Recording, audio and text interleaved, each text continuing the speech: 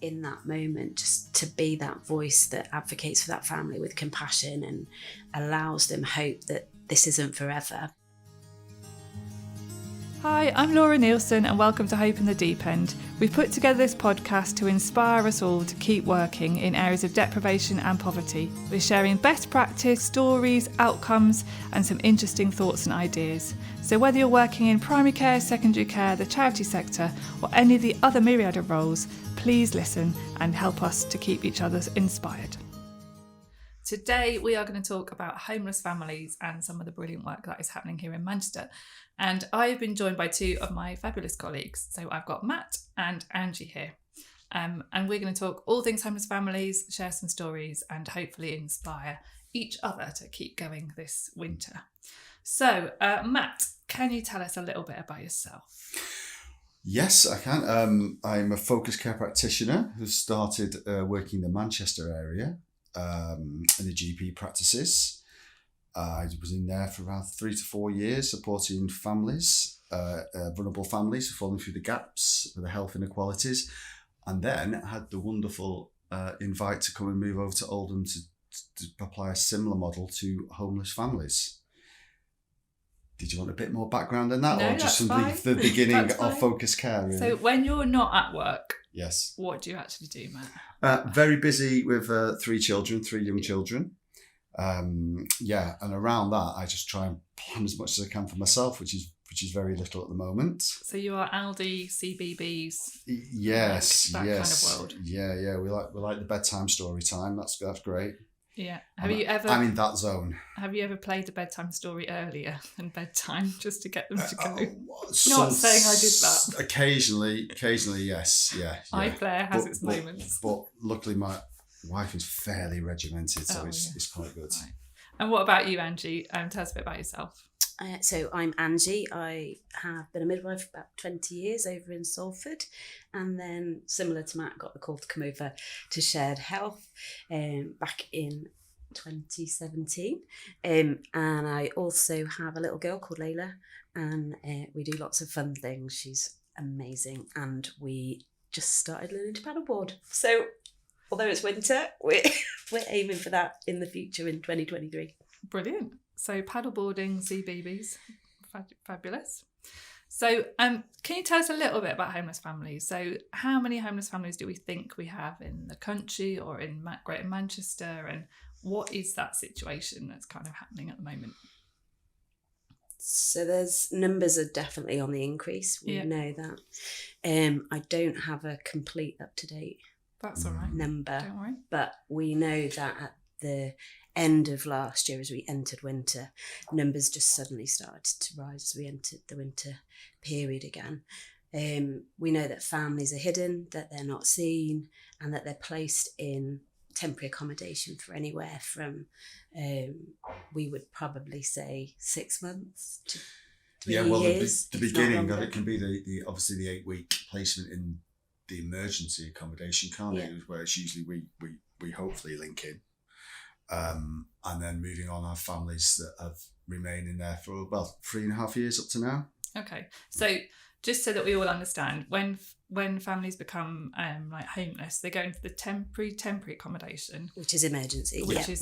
And what is that normally? So that's normally a hotel or a bed and breakfast, or sometimes supported accommodation if there's complex needs. Or okay, so what would they get in a hotel or B&B?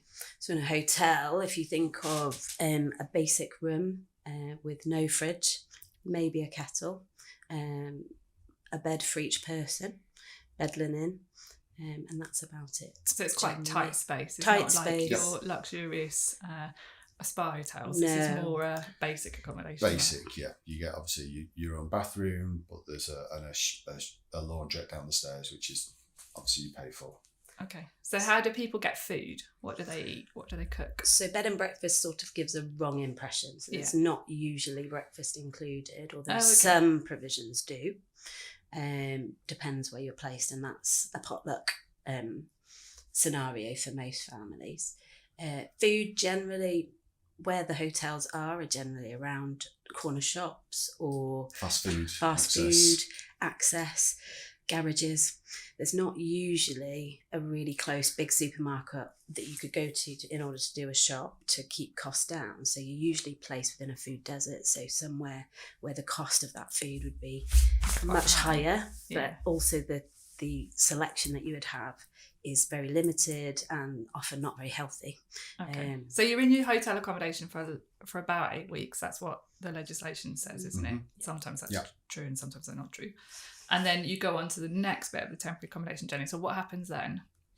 Well, then the local council will move them into community temporary accommodation, which is more of a long term. It's usually based on it's more suitable for the family. Although some families still are placed in cramped conditions, it usually suits a family, so they have a bedroom each, or appropriate age children can share a bedroom. From there, then that is the process of really starting to get entering the bidding process. So the kind of temporary accommodation, is that like private landlords? Is that like council? Is that housing association? Is it anything that just happens to be available, really? So what we've noticed, especially in the last year, is it can be any accommodation that the council can secure. Okay. So that can be private, that can be their own social housing that is used specifically for temporary purposes. So they can't then go on to have that as a tenancy. There's specific properties that are kept for temporary status, and then there's private HMOs, private landlords that will rent those rooms to the council in order to facilitate their legal requirement for temporary accommodation. Okay. So when you meet families, you said, Matthew, at the beginning that you saw families, like you try and see them quite early in that process, when they're in that first bit with their maybe in the hotel or the B&B.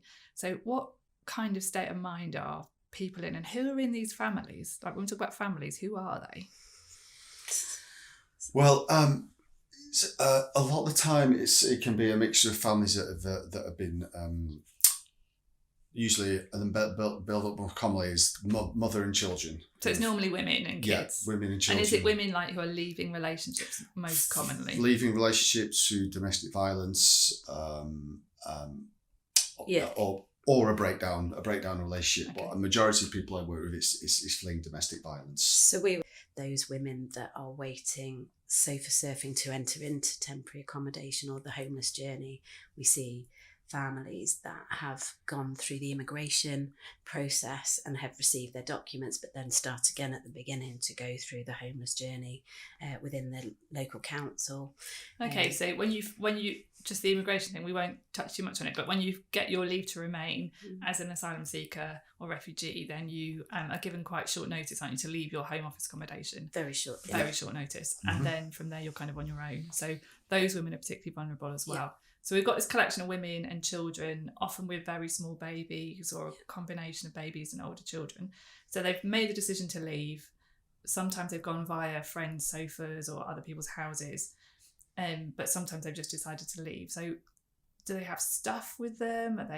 Do they have like coats, or are we talking about people who literally just... So sometimes we will find them and they have absolutely nothing. So they've left due to an event where they've literally left the property with whatever they can take with them. Yeah. So or they can have so much stuff as well and nowhere to put it. Yeah. So the other hotel room's absolutely stacked, so it's not particularly safe as well. But the majority, it's very few possessions. Okay, so it's a bit like going on holiday, really, and then realising you thought it was going to be sunny, but it's pouring rain, and you've gone to Spain. Not that has also happened to me, obviously. So they're in a temporary accommodation. So what kind of things do you help with? What kind of things can we do to help these women and children who are living in these situations? So our initial point of contact, we're trying to gain relationship with them, trying to... Practical. And really go in there with the practical needs, first of all, just so you can sort of see you there to offer... They've maybe met a lot of people and gone through the formal processes. This is what's happening to you. You're being processed through this. It's nice to go in there and sort of to get to know them, talk to them. What do they need? What's priority for them right now? And then just try and achieve those wins, those small goals, and then you can build up that relationship. Yeah, and for many, it's just that ability to be able to bathe their children, put them in a clean bed, make sure that they are able to feed them well, make sure that they've got somewhere safe to sleep for the babies that we see. And when we're going in at that point, when they see that we care in that crisis, in that moment, which is actually just the bottom of the pit that they have gotten to. Mm-hmm. And then when we go back, often that then leads us to a place where we can start to build that relationship further, and we can start to offer further support and a way forward by just holding them in that space so that they can start to see hope for the future, so that they can start to just in that time of reflection where they land and the room is there and all they've got is what they sit with, we can start to pull together what their hopes are for the future, what steps it is that they need to take in order to get there. And we come in and we try and very carefully work with them to put them at the centre of the choices that they're making instead of them in the centre of the process. And that's how I think focus care works amazingly with homeless families, because we start with what they need for themselves to start to get dignity and some of that self-respect back for the situation they find themselves in. But it's also, I find, trying to help manage that expectation of the process that they are going through. Yeah. Some people think it's going to be days, yeah, or weeks at the most that they're going to be in this situation, and it's trying to sort of be that intermediate between the statutory services and the family, just to try and make a plan, but just to get a little bit of time scale in there and how it works, which can be quite upsetting. It was very upsetting and stressful for the families, can't it? But I think what we do, and Matt and I try really hard to do, is sit with compassion in that moment where we're managing their expectations. When the world has just collapsed and everything is in chaos, we try to direct that there are ways forward, but that we will help them to do that. So that must be a really difficult conversation, because you've got these people who've already had their whole world implode, and they're sat in this like very basic hotel room with their bags and plastic bags and clothes everywhere, and there's not enough room. And then you guys are having to go in there and say, like, I know you're here, but the housing situation at the moment, it means that you're likely to be in temporary accommodation for another like couple of years, a long period of time. So it's almost like breaking more bad news on bad news, isn't it? But do you find that actually it's really important to have that kind of honesty in that conversation? And why do we need to be honest with people about the process that they're in that kind way? I feel as if a lot of the families that we meet have been, or feel as if they've been let down by services, or they've not been heard or seen within systems.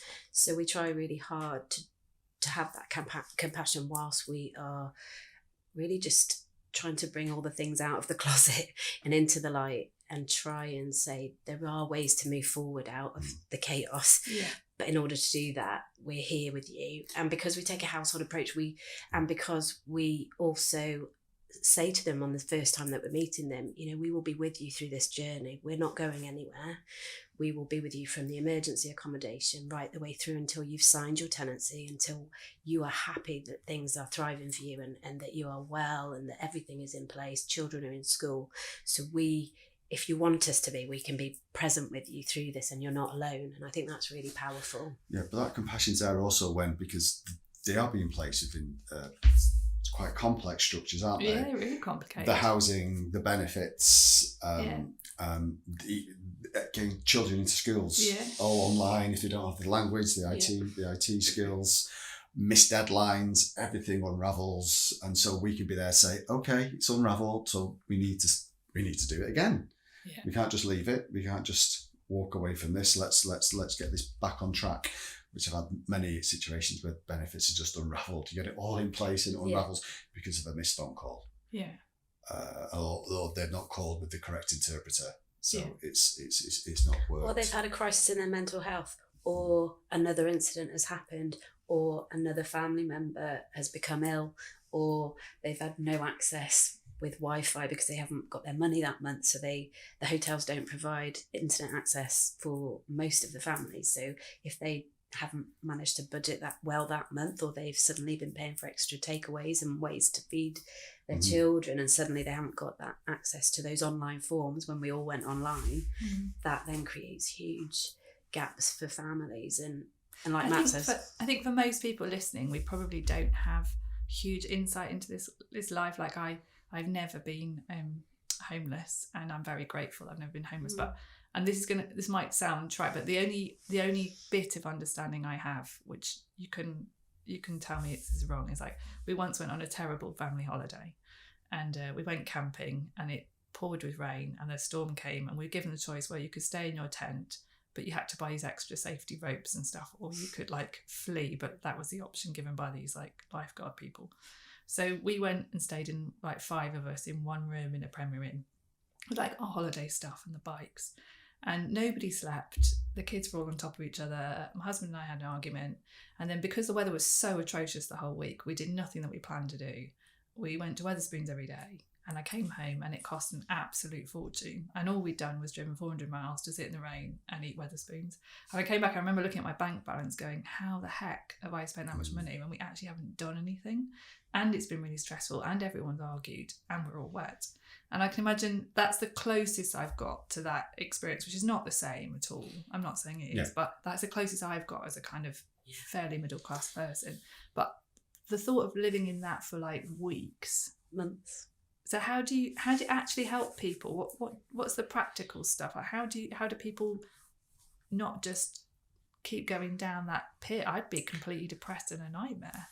Well, we a lot of the people, they can spend this isn't a good way of coping, but it's they get out, they're out of the hotel because they can't taking the children on long distances to school. Yeah. And then coming back, and then by the time they come back, they have to head out again. So the whole day is spent travelling. Can be spent navigating all the public transport and just getting there on time and picking up on time. Yeah. But we do. I mean, at other places around here, we do try and offer them what's available free outside spaces just to get out. Libraries, McDonald's, the hub. So we're really. We're really blessed in Oldham that we've got the provision of the hub under John Street, which is a space that Matt and I use a lot for our families. So if they're in that one room and they don't have anywhere else and the weather's awful, so we're able to provide that. So you could say a little bit like a warm space that lots of places are doing now. So it's a space where they can come to. So basically you're trying to find locally like things that are free. So where there are short staff centres or early centres or like free play groups or leisure centres or church play groups or any of that kind of stuff. We're trying to get people out to this accommodation, even if they're in there for a couple of weeks. So they've got some activity and I guess a bit of routine in the day and a point of getting up and getting pyjamas off.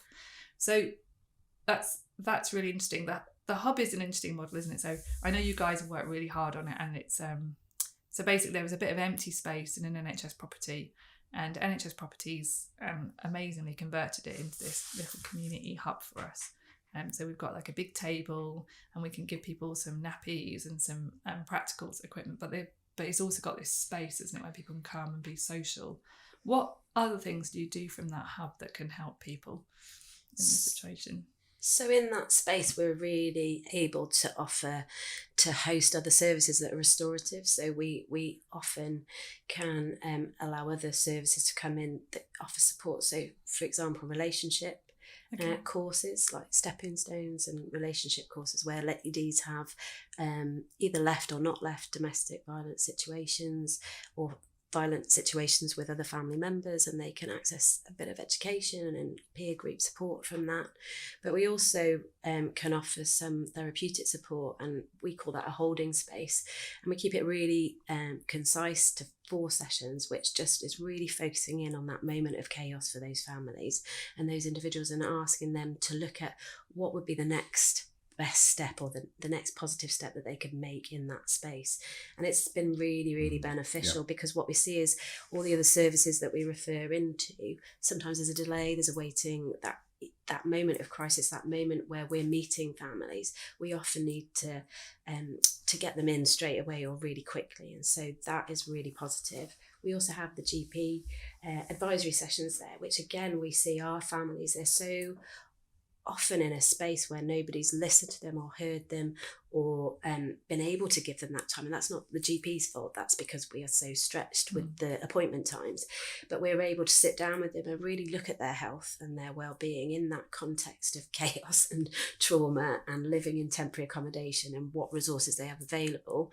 And then we're able to signpost, we're able to hook into GPs and give them the information that they need about the situation that family finds itself in, so that the GPs can, really respond quickly and effectively to their needs in a health, in their health needs, but also in that space they feel heard, and we're removing those barriers for other services. Because again, as we find so often, that the detrimental effects of stretched resources and services, which make sometimes people feel like a number and like they're not important, we're able to just sometimes bring that space back so that we remove that barrier and say, this is a really good place for you to be. If you can access it in this way, and we will help you to access it, then we can make a way forward for you to feel better, to get the prescriptions you need, to access the screening you need. If you need one of us to go with you, we can take you to many smear appointments, many IMS appointments. Yeah. So childhood IMS, smears, contraception, mental health, medication, asthma inhalers with kids. Yeah. I know that at times we've had conversation about scabies and eczema and children who started like wetting the bed again and all that kind of stuff.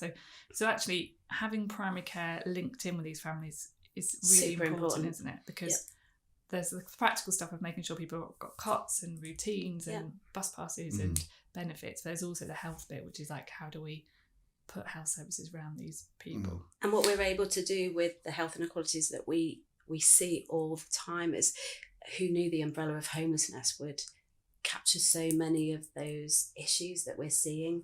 So those women that are entering that are so complex, that aren't they aren't in a maternity service, but they're pregnant and they've got mental health, and for us to be able to step in at that point of and have that open door to those families, that point of emergency, we can then start to stabilise everything and support the other professionals working with them in those environments. Well, that's a bit complex as well, but I've noticed some of my families that have sort of in this journey, and they've come from a quite structured background, but they just had this wobble. This has suddenly happened to them, and it's nice to bring them in that gap that you mentioned between services, and it's only taken a few interventions, and suddenly they're back on track. They're still going through the homeless journey, but you speak to them and they're sounding more organised, they're planning, they're moving forward on their own, and so it's just so important to get that timing of it. I think that's really interesting, because I think we can, until I started this work with you guys, like my idea of homelessness was like street homelessness, mainly men, on the streets, and that's a completely different kind of arena, as this is actually much more hidden, isn't it? But also much more present in our society. And I think we sometimes talk about the most complicated cases that you guys look after are really vulnerable women who've bounced around systems and geographies and relationships, and often they've got children who've been removed, and lots and lots of trauma in their lives. But then also there's families, isn't there? I saw a really lovely young man last week whose whole family's living in temporary accommodation, his mum and 4 kids. And I seen him just as a normal doctor appointment. And they were completely like immaculate. He was at school, he was doing really well. Mum was like the most beautiful person I've seen in a long time. And they're all living in this one room, and they've been living in a long room for like a year. But it wasn't that chaos that I think in my head I had. This was a really gorgeous 14-year-old who had me in stitches and just needed some like normal doctoring.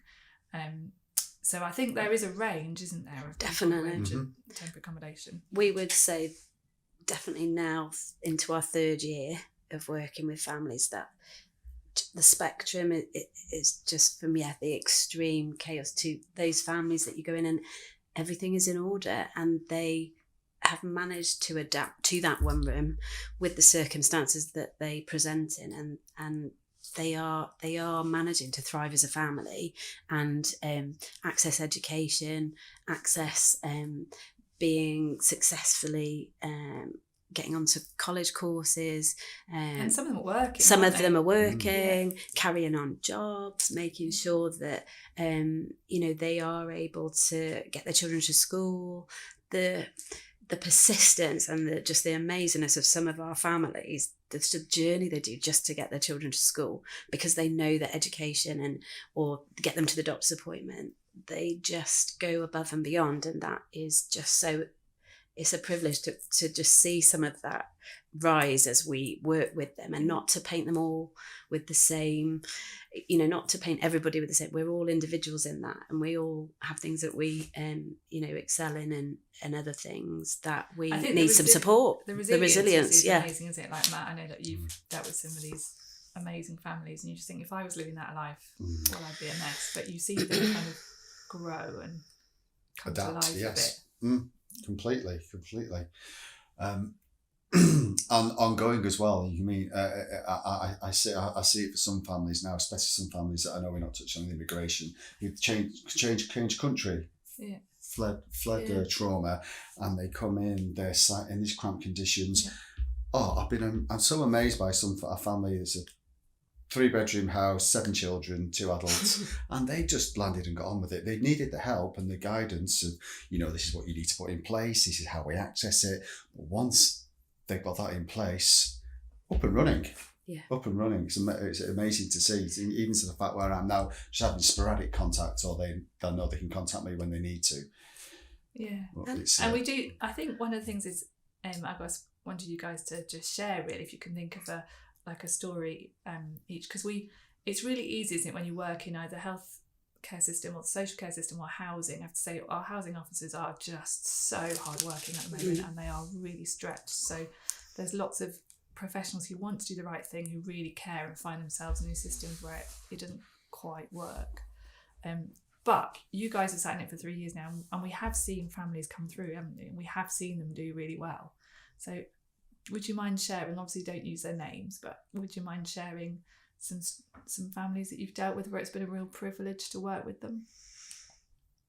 So, excuse me. So, one family that I can think of where they were moved out of their borough into this area, and there was lots of previous involvement with safeguarding and lots of different issues around associates in that other city.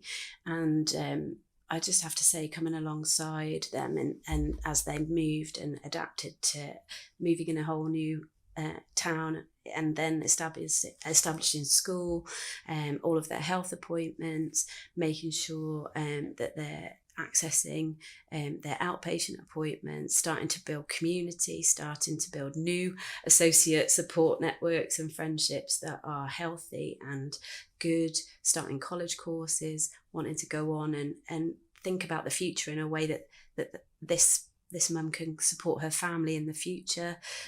So she started a course which should lead to the ability to have an apprenticeship, and then hopefully a profession, which would mean she could provide for herself and her family, and potentially one day not be on benefits, which is her aspiration, to come out of the journey that she's been in. It's just really emotional and really, really lovely to see them as they start to believe and hope for the future. But also along that journey, when you see them go for their smear test and there's an abnormal result, and you see that they don't hide and they don't walk away from that appointment, but they actually follow through, go for the treatment, and then we have a positive result at the end of that. That wouldn't happen often, because in all of that chaos, if that sort of result came through or that appointment came through, I truly believe that many women don't access that screening or that ability, because everything is just chaos. But when we're alongside, we can make sure that those things are in place, make sure that those treatments, and that they can move on and be healthy and be here for their children in the future and fulfill that future, which is that they want to have that healthy, happy life that isn't reliant on a system, which they've experienced in probably a really negative way, but it has led them to a place where they've been able to dig deep and find a way to look to the future. Yeah, and that's really interesting. I think we smear tests are, I think, they are. I think most women feel nervous about them, even if you do them for your job. When it's your turn to go, you're like, oh crikey, here we go. Awkward.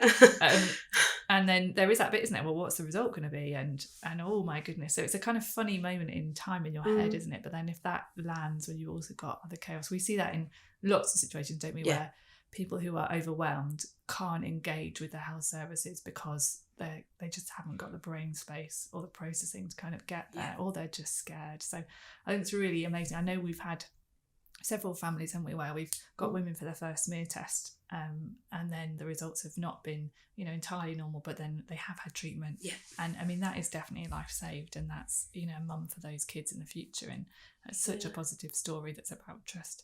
Matt, have you got anything that you... Yeah, so I think it's more of an amalgamation of a few families that have similar situations where they've fled domestic violence or from an arranged marriage, where they've been in that situation for years, and they've managed to get to a point where they have left, but they're never left completely cut off. Sometimes the families are still within the area that they've entered the homeless journey into, so it's really working alongside these families to link them in, also down to the hub to so the mum, you can see the mums in particular sort of working alongside professionals and realising that they do have choices, they do have self-worth, what their opinion actually matters, and that they can make choices. They can say this, and someone will listen to them, and something will happen from what they've raised, and that this life isn't going to be there for the same for their children as well. And just working alongside, I just really like seeing that development and that strength building, really alongside, and just being there, because they do have dips as well. They will have a knock through if it's going through the legal system, solicitors and the court systems. It's really hard work, and sometimes people just say, I can't do it anymore, or I this is too much, and just being able to be there, just to step in at the right time, and just to continue with that support over a longer period of time. And to see the confidence raise in those women, especially, is just like, it makes my day. When you see someone who then makes a choice for themselves that is healthy, that is boundaried, that is choosing. It's their own choice. It's their own choice, and it's their choice that will bring life to them and their children or their family at that point. But also, what I've been really struck by is those moments of intervention that we can do if we're there. And for many, they're opportunistic. But for example, a young girl that I met yesterday, she was at age 3, placed into care. She'd been with a really good foster carer, so she'd had a really good upbringing. But she's just had her first baby. She's worked. She was in private accommodation. The landlord sold the house. She then is in a homeless journey at point of pregnancy. Dad was a no-go, so she'd separated from him. She'd made all the right steps. She was just so put together and amazing in the way she spoke to me with this little 8-week-old baby. And she was just open to, like a sponge, for any support that was positive around baby. And we managed to do that yesterday. But then we got to this point where she was like, I'm scared that I haven't got some of those building blocks that I was in care at 3. I didn't have that nurture. And she literally said these words to me, and I just said, we can help. We are here at this moment. And if you're recognising that you're worried that some of those little foundation stones were not there for you. And so those windows of opportunity where, like we've said before, they're not all in utter chaos. Some have worked, have huge courage and have come to such a place, but they do have that place in their hearts where they reflect and they know that certain elements, their own adverse childhood experiences, have impacted what they've learned, and they don't want to repeat it. Yeah. And for me, they're the ones that I just love, those opportunities to say, let me walk alongside you and let me introduce you to people, clinical psychologists, therapists that can just hold you in this moment, and we can walk with you in that worry and that anxiety, and we can take that away from you, and we can help you to put in that backpack some tools that you can use as you walk forward into your next season, your next stage of life. This isn't going to last forever. Like we've said, we manage expectations all the time in the homeless journey, but we manage that with saying this isn't going to last forever. Some point you're going to have a home. You're going to have a place that you can call home. And at that point, you can start to rebuild the future. And those windows of opportunity are fleeting and pass really quickly, but we have the privilege to sit in that space and be able to say, we're here with you, you're not alone, and we can walk into that future space. That is amazing. I mean, it's just such a trusted position, isn't it? And it's that space of real humanity, I guess, and in a kind of intimacy in terms of seeing people at their most difficult and their most open. Matt, can I ask a really kind of nosy question? it's quite unusual to be a bloke in this kind of world. Mm-hmm. And obviously most of the families you're dealing with is mainly women. How is that? What's it like for you?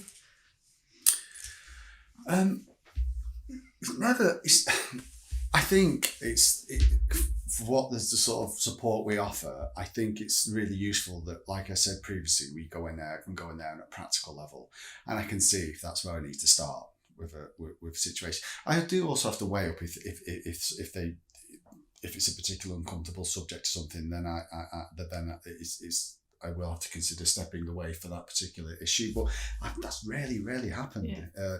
I just be able to build up the trust, and I think because I've worked in this area for quite a while, it's never been a particular issue. Yeah, and you two work as a team as well, don't you, together? But I just think it must be actually quite positive for a lot of these women to have.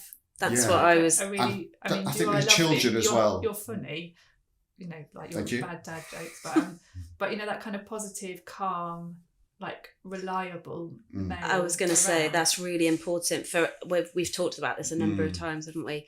And the ability to place a healthy male in that scenario where they are able to start to learn to trust, and often there are so many males that have not been good to them in their lives and in their space, whether as fathers, whether as partners, whether as friends, and for us to be able to build that confidence that there are some good men out there are some good people out there, and they might be male. and Matt is one of them. Nice. It's nice because you do get the feedback where a particular family, when it's not fed back to me, but to a social worker, that she felt safe and more organised and in control. So I'm very good at organising. You are very good at organising. Or suggesting how people are organised. So I think just bringing that bit of structure and from myself, it works. It's good having both of us on the team. I think we work well together in that, and we're very good at just trying to navigate what's best for the family and observe what's going on for them. But it's nice when we can sit down together talk, as well and say where is it best for this family to sit. Yeah, between the two of you. Yeah.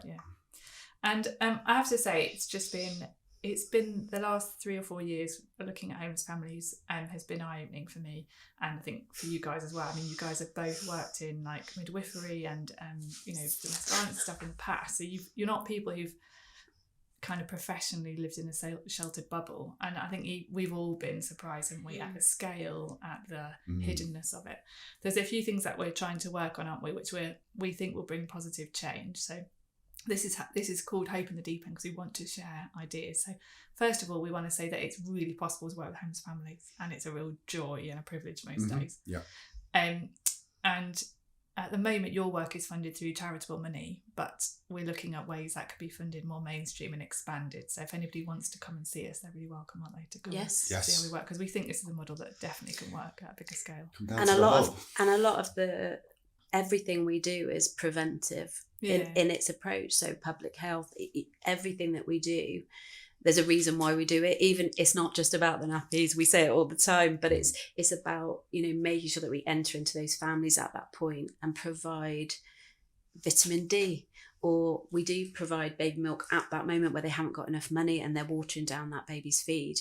We know that that's going to have an impact for that baby's health and nutrition later on in life. Every aspect of what we do safe sleeping is prevention of harm for the rest of their life. Really, we're trying to step in. I think I really love the fact that you guys are really opportunistic, make the most of every opportunity, and you do the practical help. I know that over the years we've had conversations about cots and bedding and pillows and everything that's needed, and nappies and milk and stuff. But then also you guys are there about making the right environment for the longer term. So how do we get the attachment right? How do we get the relationship right? How do we allow people to process? How do we allow people to build hope? How do we allow people to enter mainstream services, school, primary care, secondary care, CAMS, all those mainstream stuff? How do we do that really well? And I think that is really important. There's a couple of things just that we are trying to work on. One is we'd really like not to have mixed accommodation, wouldn't we, between families and single men who are homeless. So instinctively we think this is quite a risk. Instinctively we don't like the safeguarding of it, and we think it's just unnecessary. So we're asking for a complete change where that is never allowed to happen. The other thing we want to do is try and find a way of doing a notification system across public sector services. So I work a lot in primary care, and when families move into temporary accommodation, we don't know. So we can still be sending letters or text messages or whatever to their address, and they've moved and we don't know. Nobody tells us that they've entered the temporary accommodation system, and it would be really useful for us in primary care and also schools to know that that's happened. And the other thing that we're asking for, isn't it, is quite basic, is we'd like everyone to have a proper cot if they need a cot. Yes. We'd like everyone to have a bed if they need a bed. And we'd like to have that safe sleeping, like really embedded. And we think that the money that's going to temporary accommodation is quite high, so we think landlords could be encouraged to do better. And I know that over the years we've had some success with our local landlords at improving situations. So if you're, I just want to think about, if you're sitting in a different part of the country, if you're in like Scotland, or if you're in sunny Bournemouth, or the Midlands, you're going to have temporary accommodation in your borough. That's just going to be true. So what would you like to encourage people, if there's a final word to think about doing, or with homeless families? I think we'd say that health is at the centre of all that we do. We've realised home, without a home, people are, that chaos exists really strongly. So in that moment, just to be that voice that advocates for that family with compassion and allows them hope that this isn't forever, but in this moment. I think with regards to just the safe sleep, we've done a resource which is amazing with the Lullaby Trust, which is sleeping babies in emergency situations. You can download it, it's on our website. There are resources that can be provided that can really impact on people's lives, and I think that there is hope that this will end, and that they will move forward. But if we look at people as the sons and daughters of the next generation are being raised in B&Bs and temporary accommodation before they reach primary school. So if we can put as much into them in that first few years of life that gives them those foundations to build for the future, then when they reach teenage years and adulthood, hopefully we'll have a healthier, happier, more thriving generation of young people moving forward. Very well said, Ange. What could I add to that? I suppose I think when people might think, who don't work in the area, that the roof is over the head is a solution, but like we've touched upon, it's small detail as well, isn't it, that allows the people to carry on with their life and achieve the steps that they need to take while they're going through this transitional period, so that the roof over the head is just the beginning, really. Yeah. It's just really get to know what the actual the individual needs are. Yeah. And I think we would always encourage areas, wouldn't they, to look at your numbers, local authorities to be curious. When we first did this work up here, our local authorities didn't capture the data, and it was by asking for it and encouraging people to be curious that we all start to see the scale of the problem. So being curious is really important. And then there are things you can do that are not, setting up hubs and employing people. We, at one of the practices that I work at, Hawthorne, just before Christmas, they invited all the families who lived in temporary accommodation near their practice to a Christmas party in the practice, or in the kind of training room. And it was a one-off event, but it had some really beautiful moments in it where mothers who didn't know each other connected and formed little friendships, and kids kind of toddled around together. And it was really positive because those women realised they're not alone, there are other people going through it. And they'll all move on in the next 6 weeks. So it's not a sustainable piece of work, but it was this beautiful moment of just humanity at Christmas. And I think that practice decided they're going to do more regular kind of little parties and drop-ins, and low cost, low effort, but a little bit of hope in it all. And that often it's the simple things that actually give that family, it's the one thing they remember of that time. So thank you so much. I have to say, I think you are both blinking marvellous. And some of the stories you tell me and some of the work we've done together has just been really inspirational and encouraging. And also, Angie, you just get to cuddle the cutest, tiniest babies, and that's got to be a perk of the job. Yes, definitely. So thank you so much for listening, and we will hopefully be back soon to find more hope in the deep end.